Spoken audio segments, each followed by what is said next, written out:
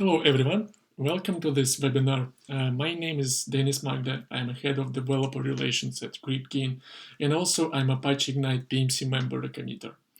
Our today's session is dedicated to Apache Ignite 2.8 release. With that release, Ignite community can boast about more than 1,900 improvements added to the version. But today we decided to come up with a list of some of the most startling improvements and changes that you can benefit from right away. Overall, this presentation is for Apache Ignite application developers by other developers. And our agenda for today looks like as follows. First of all, we are going to walk through some of the features and improvements that will simplify your production maintenance under the high load in particular. After that, we are going to switch to one of the most staggering improvements of the release, which is the new monitoring and tracing subsystem. After that, we will see how partition awareness capability will help you to boost performance of your thin clients, let it be a Java thin client, Python thin client, or C++ thin client. And in the end, we are going to close this presentation covering the major upgrade of Apache Ignite machine learning library. All right, let's buckle up and move forward. And we are going to start with the first set of improvements that will help you to simplify the production maintenance of your Apache Ignite environments. The first improvement is related to the native persistence of Ignite. And before we start discussing it in details, I'd like to recall what are the primary use cases of Ignite. Many of us start using Apache Ignite as a caching layer, as a data grid that accelerates our backend systems, databases, or services. But also, right now, we, the community, see a constantly growing number of Apache Ignite deployments where Ignite is configured and used as a database with its own multi-tier storage. In that case, Ignite persists changes to its own native persistence. And with that capability in place, as far as you remember, Ignite will persist 100% of your records on disk. As a result, we are getting two advantages in return. First of all, we no longer need to cache all the records in memory. And if our application bombardiers your Ignite cluster with SQL queries, and if any records requested by that SQL query are not available in memory, Ignite will go ahead and serve them for you from disk. Another positive outcome of that capability is that Ignite supports instantaneous restarts, meaning that if you need to restart your cluster for any reason, you don't need to wait while the data gets preloaded in memory. You don't need to sit and watch while your terabytes or petabytes of data are being moved to your RAM space. With the native persistence, once your cluster is interconnected, Ignite will be able to read all the data records from the native persistence. So that's the benefit of the database, of Ignite as a database. And as soon as Ignite is capable of storing all your application records and indexes on disk, many of Apache Ignite users requested the community to think about data compression, data compaction. And I'm pleased to announce that with Ignite 2.8 release, right now we supported compression of the on-disk data. So all the records, including data pages, write-ahead logs that are written to Ignite native persistence, are being compressed right now, if you want to do that. At the same time, we are not applying any compression algorithms to your in-memory records, and we do this on purpose. We don't want, to reduce the performance of your applications, especially those who would like to cache 100% of the data in memory. Also, we know that as a result of any compression algorithm usage, we can expect from 2 to 4 times disk space usage reduction on average. It depends on an algorithm you select for the compression and also on your use case, but that's like an average observation. And it applies not only to Ignite, but to any other disk-based databases as well. At the same time, there is another less known fact that might sound counterintuitive, is that with the compression algorithm in place, you can also achieve throughput increase or even to improve your latencies. Why that happens? If to take Apache Ignite as an example here, any data compression algorithm will consume your CPU cycles. So your CPUs running on your cluster nodes will be working harder to compress your records and uncompress the records while they're flowing between your memory tier and your disk tier. But at the same time, once you start compressing your records that are about to be moved to your disk tier, Ignite will be doing a fewer number of input-output operations with disk. And input-output operations are much slower than CPU cycles that compress your data. That's why when we were running some generic benchmarks preparing this feature for the release, we determined that if we enable any algorithm that is listed on the slide, let it be LZ4, Snappy, or ZSTD, then we can even get a greater performance with the compression in place rather than not compressing the data at all. If you check the diagram to the right, you can see that the graph in purple shows us that without any compression, with that benchmark, Ignite could show only could only perform 700 operations per second, while with the compression in place, we have almost doubled the throughput number. So overall, if you are interested in that feature, check out our disk compression documentation or related Java docs APIs, and go ahead, enable it, and share any feedback you want with our community. The next feature that also promises to simplify production maintenance of your Ignite clusters is related to the baseline topology. First of all, let me remind what the baseline topology is. That topology is a selection of cluster nodes that we have chosen for data storage needs. If you check the diagrams to the right, it might happen that we have 5 server nodes in our cluster, but we decided to select only 3 of them and use as a storage. So all the caches that you're going to create, all the SQL tables that you're going to configure, all of them will be maintained and stored by those 3 nodes. If to remind you the history of why this feature became available in Ignite, it was introduced primarily for the deployments with Ignite native persistence to ensure that we are not getting any inconsistency issues when your cluster gets restarted, when your topology changes, and so on and so forth.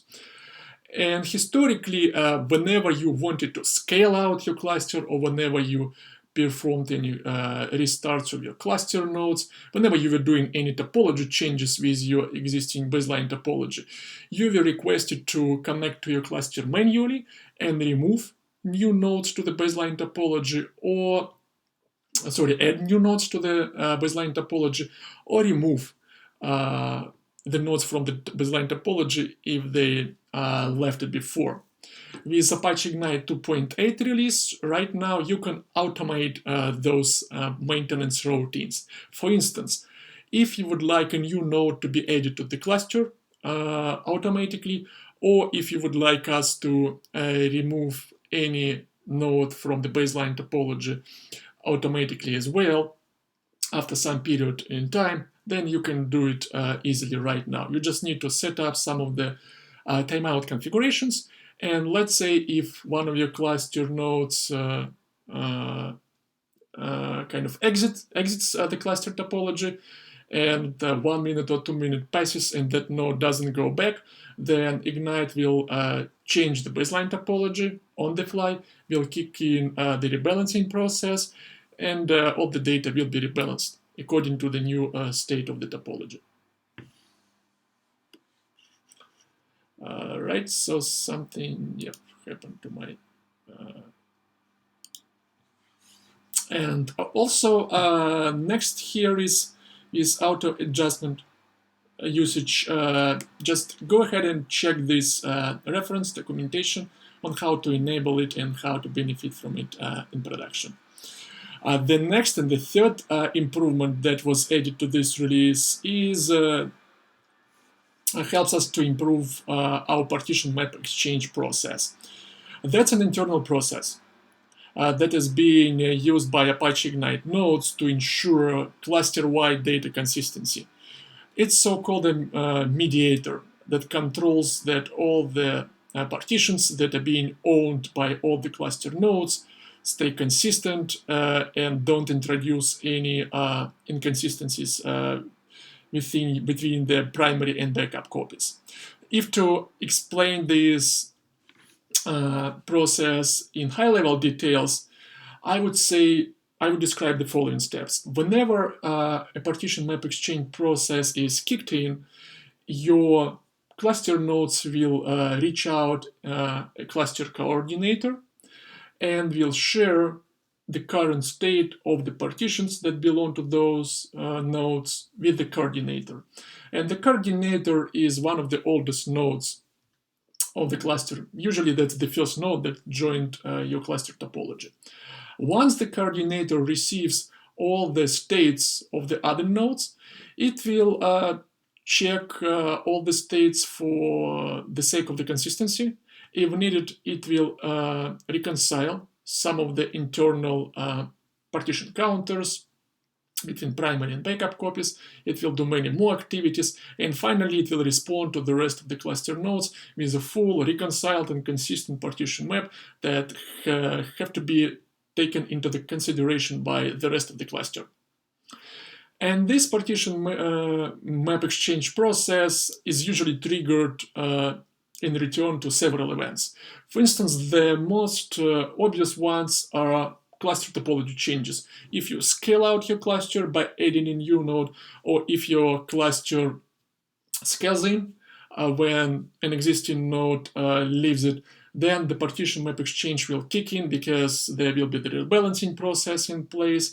Some of the partitions will be redistributed, and the goal of the coordinator will be to ensure that all the partitions that are being redistributed will stay consistent across all the nodes you have.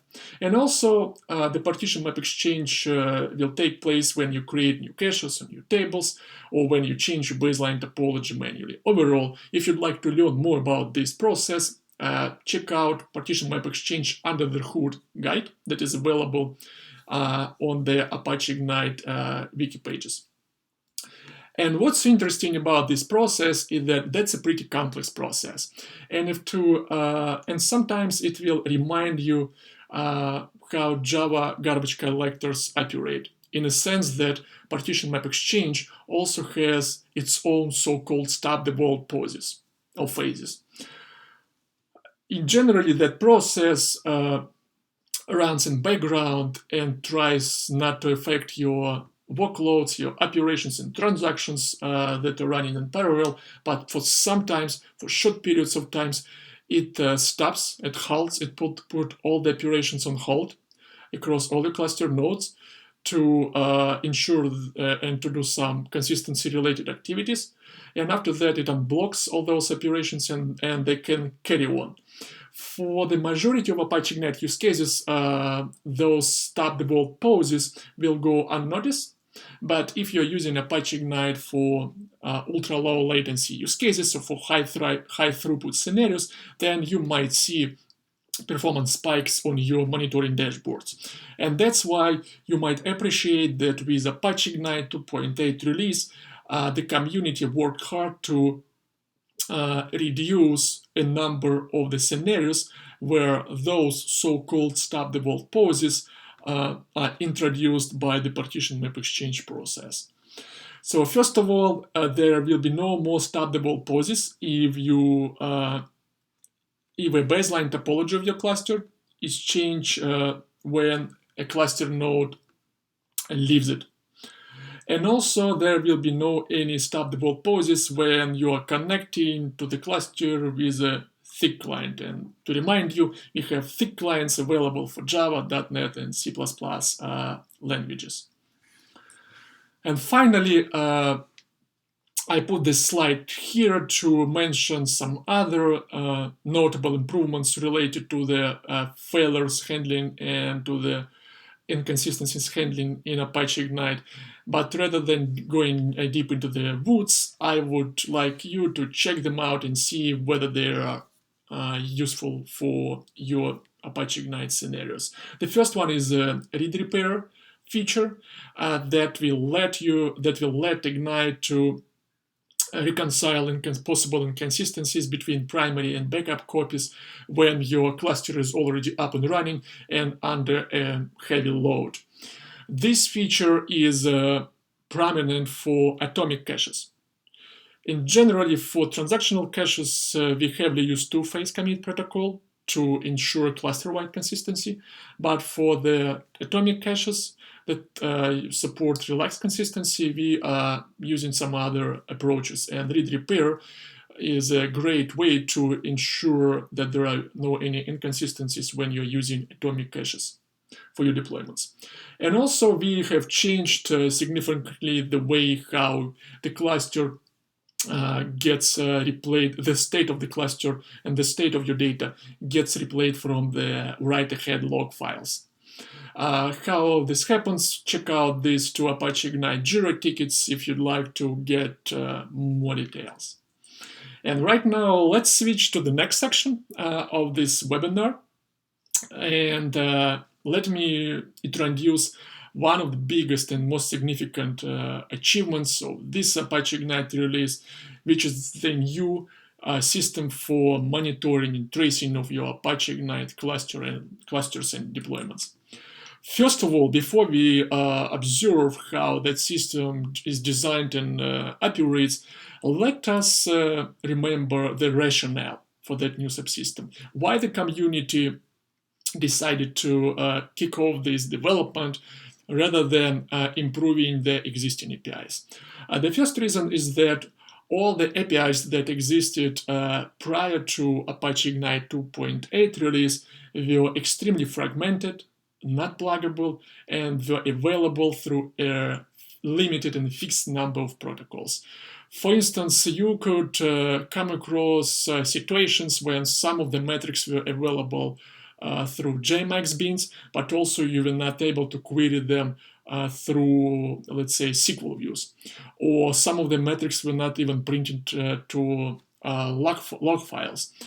Also, there were no way to export any metrics automatically to modern protocols such as open census or open tracing.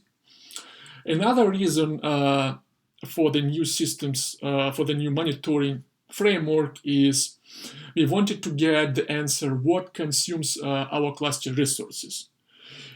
Every Apache Ignite cluster node is given a fraction of the resources available on your physical or virtual machine. The node consumes CPUs, it stores data in memory and on disk, it utilizes network to communicate with the rest of the cluster and your applications, but sometimes we didn't have any way to see how exactly the resources given to the node are utilized. For instance, people wanted to see how many compute tasks are running, what are the scan queries that are being processed and executed on any particular node, how many running transactions we have right now, what's the total execution time of those transactions, what's the state of other internal structures of Apache Ignite.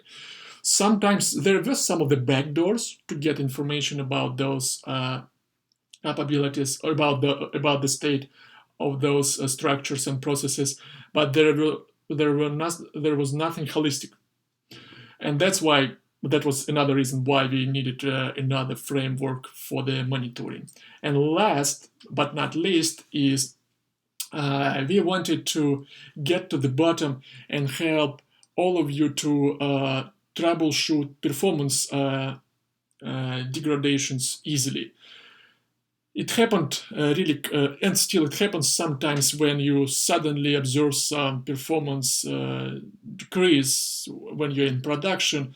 Suddenly your application starts running slower, or your Apache Ignite cluster responds sluggishly, and you'd want to understand what exactly is going on, and then you can spend like hours and hours trying to dig in the log files and understand what's the issue of that slowdown. And all the modern frameworks in databases and applications, they support diagnostics and ability to profile your databases in your applications. And the same foundation is about to become available in Apache Ignite. So next time, with the next versions of Apache Ignite, whenever you would see any performance degradation, and you would like to understand who is in fault of that, then, for instance, if Ignite causes those performance decreases, then you will be able to pinpoint an Ignite component that might have become a bottleneck. Or if the problem is not on the Apache Ignite end, then you will be able to pinpoint a bottleneck in your application layer. It all will be possible. And so right now, let's see how that new system is designed and how exactly we as application developers are supposed to benefit from it. If to start from the bottom, let's recall that each Ignite cluster node is given a fraction of resources available in your operating system. Node consumes CPUs, node utilizes network, RAM and disk is used for storage, and also our node process is running inside of a JVM, and that's one of the processes of your operating system. We as application developers Ignite don't use all those resources directly, but rather we are consuming and using them with the help of Apache Ignite APIs. We can create caches, we can create tables, we run transactions, scan queries, continuous queries, or SQL operations. We use discovery API, at least not explicitly but implicitly, because every cluster node has to communicate with each other, and the same is true for communication API. But still, our application uses those APIs, and those APIs consume all of the resources given to the cluster node. That's why on top of those APIs, we designed matrix registries. There is a unique edge registry available for every component of Apache Ignite. For instance, you will find a cache registry that keeps track of all the caches created in your application, and when you would like to see statistics about or metrics about any particular cache, then you will be able to see how many operations are running, how many completed, and so on and so forth. The same is true for compute grid, for instance. We will have metrics registers for the compute grid and for other components. However, we as application developers don't use matrix registries directly, but rather we are supposed to stick to matrix exporters. Matrix exporters are special APIs and implementations that can connect to the existing matrix registries and pull all the metrics from there. Matrix registries store all the metrics of Apache Ignite in some standardized format across Apache Ignite nodes, and matrix exporters take all that information from the metric registers and imports it into one of the formats that will be consumed by our monitoring and management tools. For instance, in Apache Ignite 2.8, out of the box we support JMX exporters, open census, SQL views, logs, and generally speaking, we mean, etc., that this interface is pluggable, and if anything is missing, you can always extend it. And what's coming next in the future versions of Apache Ignite, and it's going to be merged and released pretty soon, is the tracing subsystem.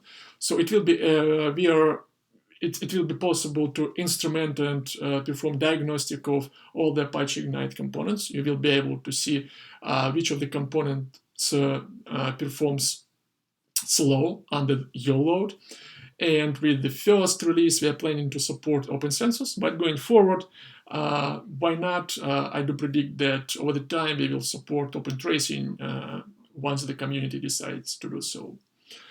All right, all those matrix exporters and tracing exporters are the public APIs that are available for our tools, and then the tools will be able to connect to those exporters and consume the data and present it on our dashboards, on our other tools we use for the monitoring. It can be Zabbix, Zipkin, GridGain, Web Console, or whatever you have in your production stack.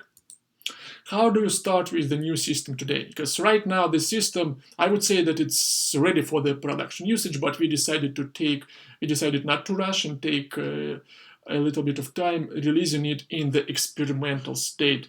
The only reason for that experimental state is to let all of you Apache Ignite users to try it out and share feedback with us so that we can do the last minute changes before we settle down with the public APIs. But overall, the goal of the community, and the community is intended to release this system in the GA mode rapidly. So try out and share feedback as soon as you can, because we do believe that overall the system is more than ready for the GA, and we just want to get extra feedback from the rest of the user community. Also, when you will be reading the documentation, try to play with our examples. For instance, for this webinar, I decided to build an example that shows how to enable and use a JMX exporter. Also, our community members prepare the open census code sample. It's available in the examples folder of Apache Ignite repository. Go ahead and download it.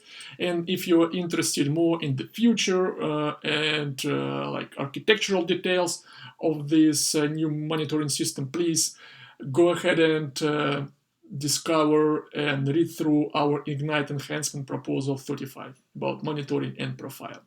So today, right now, let's quickly take a pause, because I'd like to showcase you our JMax example. And after that, we will carry on with the rest of the slides. So I'm about to switch to my IntelliJ IDE environment. So let me start this application first, and then I will show you what happens inside.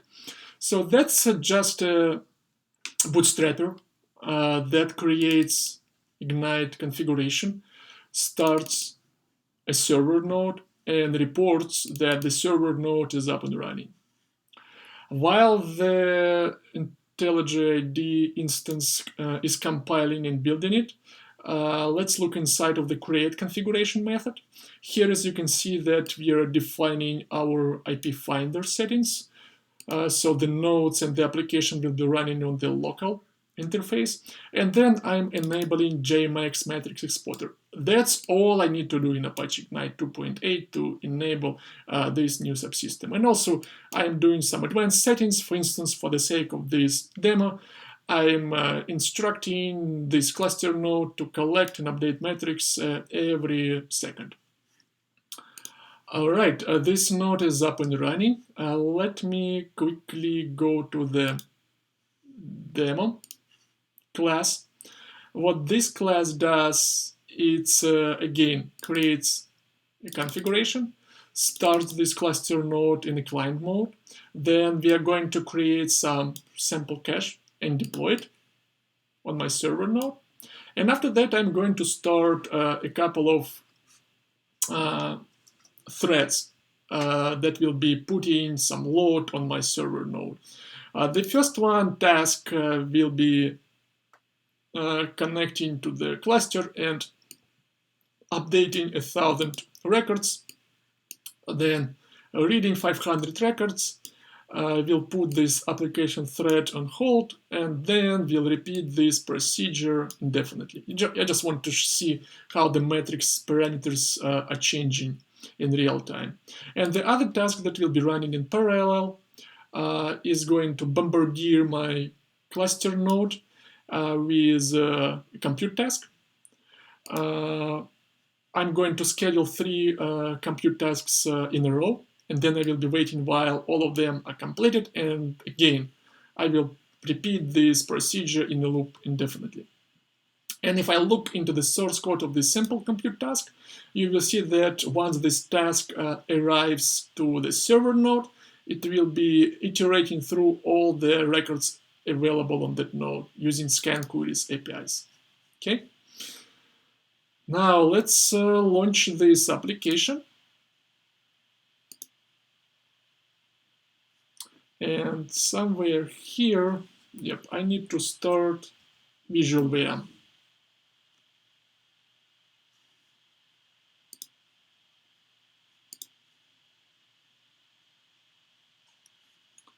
Okay, application is launching.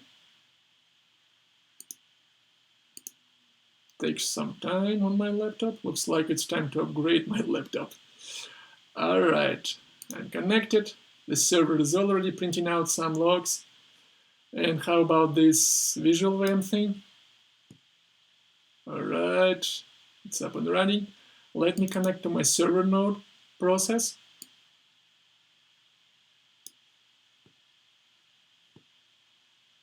Takes them some time on my machine. But anyway, let's be patient. Okay, I'm going to the mbin tab, org Apache. And so let's start first with the cache registry. So here, as you can see, my records cache that was created by the application. And if I open it, I will see all the metrics listed under the attributes of the bin. So here, as we can see, cache gets, cache hits, some of the total time it took to complete these operations, some other parameters. And what's interesting, if I keep refreshing the screen, you will see that the server node is under the load, the puts are coming, the gets are processed, etc. And you can see all these metrics through this cache registry. Next, we are running compute tasks, right? And here is our compute tasks registry. So here is again, if I keep pressing the refresh button, I will see that we have up to 3 nodes running. It can be from 1 to 2 to 3, depending on how lucky we are. But overall, that's a number of finished tasks, that's a number of started tasks, etc. All of that is recorded by the system. Also, let's talk about the system views. What's interesting is here, we remember that inside of the compute task, we have scan queries. So if I click on scan queries view, I will see the following. So if I keep refreshing the button, I will see some statistics related to the scan queries, cache group, cache name, duration, etc. All of the parameters gets refreshed for us. So that's how easy it is. So generally, you start a cluster, you enable an exporter you like. In this scenario, I used a JMax exporter, and then that's it. You kind of decide what exactly you'd like to monitor, which metrics you'd like to consume, and cache different registries of Ignite will be recording those metrics for you, and then those metrics will be pulled and delivered by the exporters to your tools, to your applications. All right, let's stop this cluster and jump back to our presentation, because we still have a couple of topics to cover during this webinar.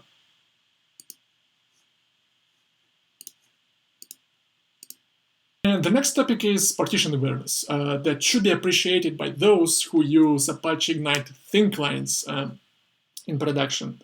To remind you, thin clients are available for Java, .NET, C++, as well as Node.js, Python, and PHP clients. But also, these APIs make it easy and possible to enable Apache Ignite support for any language you'd like. And the partition awareness goal is to speed up performance of your applications that interact with the cluster with the help of our thin clients protocol.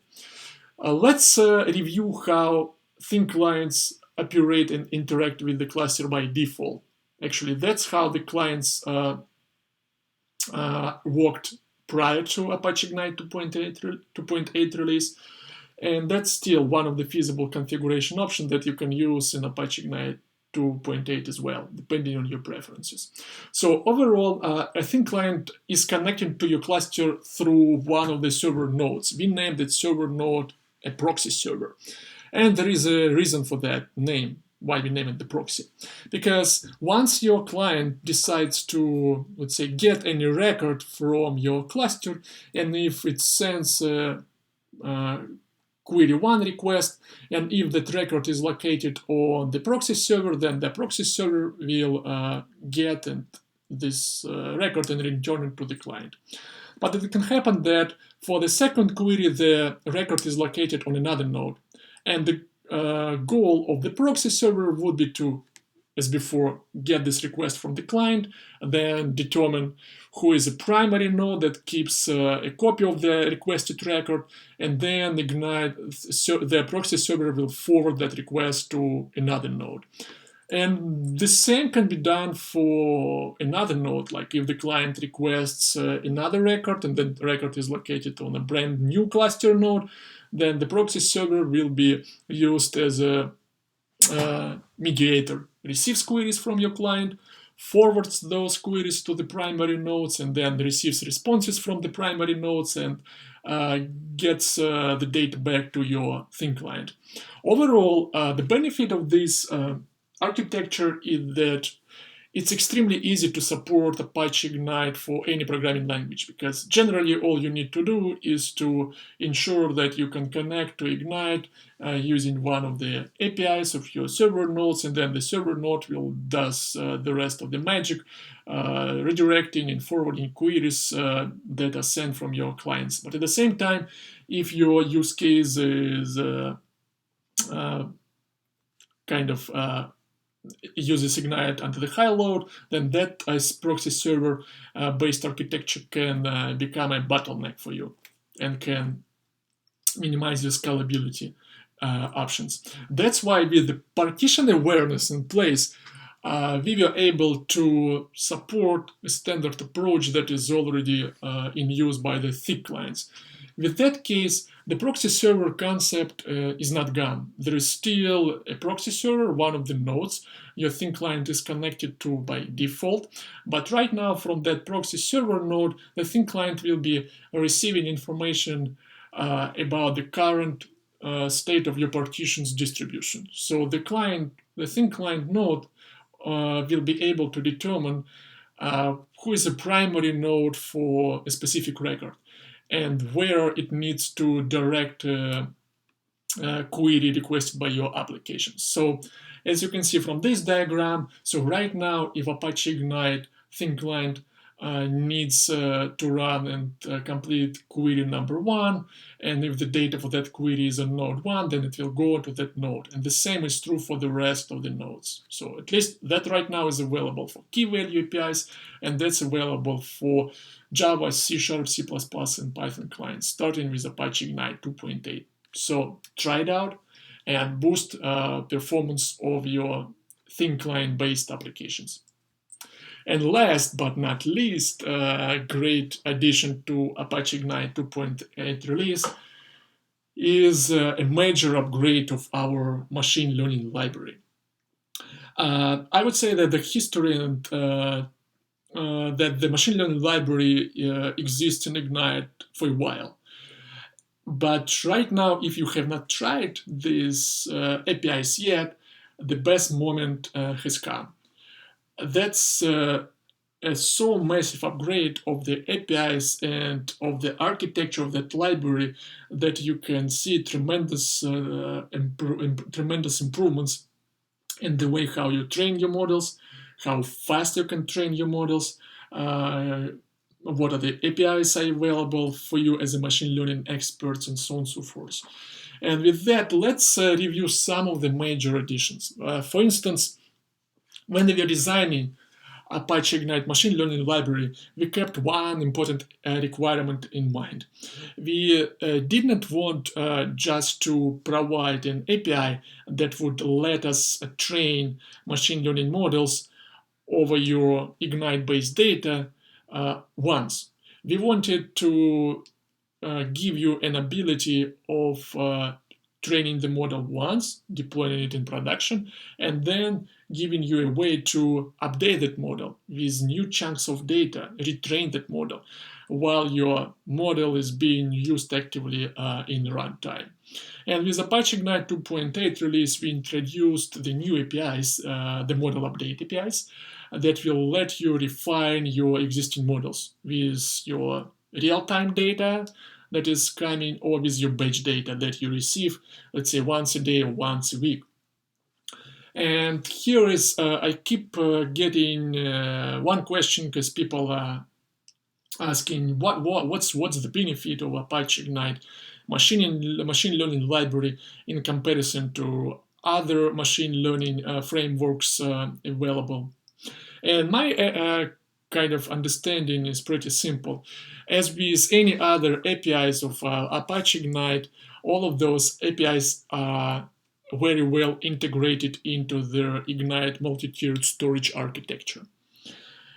It applies to SQL, it applies to key value, it applies to compute grid, and there is no any difference for machine learning, which means that once you preload your training set and primary data to your Apache Ignite cluster, and you decide to train your models, then Ignite will do all its best to avoid any data shuffling, to minimize this data shuffling during the training set. So literally, when you will be training your models, your training process will be split and distributed across all your cluster nodes that keep the training set needed for your process.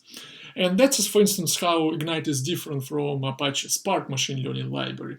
The Spark library is an excellent framework that is used by many of us. But here is when it comes to the speed and scale, unfortunately, Spark machine learning has to pull data from an external storage. And depending on your data size, your training process can take a while. While with Apache Ignite, once the data is loaded into the cluster, you don't need to transfer it from anywhere. You don't need to shuffle this data. You just execute your machine learning APIs and they avoid any ETL and keep updating and keep training, and you keep evaluating your system. And also the other benefit of our multi-tier storage architecture is that it depends. Sometimes you can have like massive data sets stored in your system, and you don't want to dedicate your memory space for, let's say, training set. And the beauty of Apache Ignite is that, if you remember, if it's configured and used as a database with the native persistence enabled, then you don't need to keep all your training set in memory. You can use the benefits of our native persistence and scale to terabytes or petabytes of data and train your model across those massive data sets using the capabilities of our machine learning library that is integrated into the multi-tier storage of Apache Ignite. Also, I mentioned that there are some new advanced APIs added in Apache Ignite 2.8 for the machine learning workloads. I don't want to spend that much time reviewing them, and instead, I prepared that slide for you. Just download the slide and click through the references and read in details what was added. But overall, we introduced the pipelining APIs, we introduced models and sampling methods, cross-validation, evaluators, and many more. Just go to Apache Ignite documentation and see what's new in 2.8 release. And finally, this capability deserves its own slide. So here is, we are not pushing you to migrate from Spark or from XGBoost, and quite opposite. Like there are still many of us get used to some of the frameworks, and if it's more convenient, if it's more friendly for you to keep using Spark or XGBoost for any reason for your machine learning workloads, keep doing that. But keep training your models with those frameworks. But once you decide to take your model and move it in production, if Apache Ignite is your production cluster, your storage, your platform, then Ignite allows you to take your machine learning models trained with Spark or XGBoost and convert them into the machine learning representation model of Apache Ignite.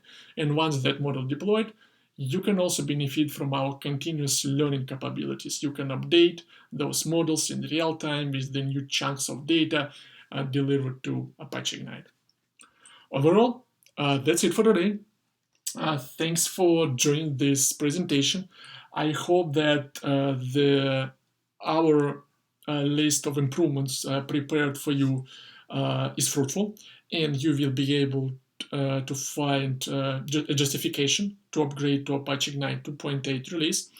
But also, as I said, we just barely scratched the surface. There are some other improvements exist that were added to Apache Ignite. Just check the release notes for that version.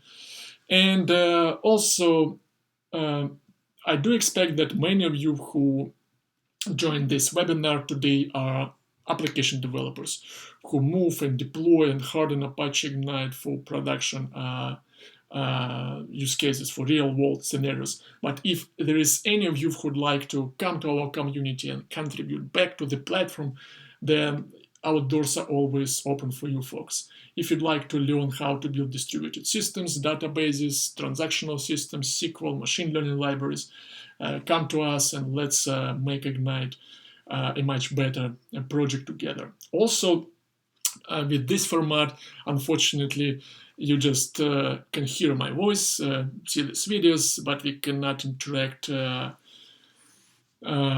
closely. That's why check our Ignite meetups group page. We are running some of the Ignite groups in different locations, and there is a huge chance that we can meet in person somewhere. These days, with the spread of pandemic, we are running virtual meetups, so in a more engaging format.